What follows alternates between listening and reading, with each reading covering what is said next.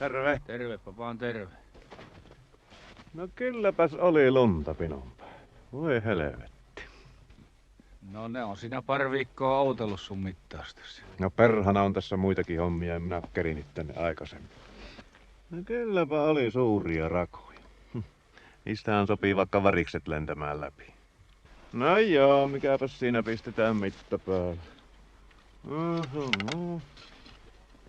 Voi helvetti. Kylläpä oli mutkikas pino. Ihan niinku juosten kusku. No juosten kusku se on tuo hintakin. Hinnat on semmoset niin kuin ne on. Ties onko täällä ollenkaan näitä pohjapuita? On siellä pohjapuut On. vähän antanut periksi. Taitaa olla vähän pienenlaisia. No joo. Eihän täällä ole pääpuitakaan ollenkaan. Eihän siitä mitään tule. Pistetään se siitä.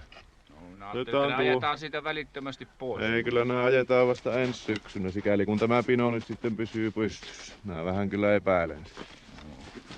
Kaksi. Toinen. Kolmas.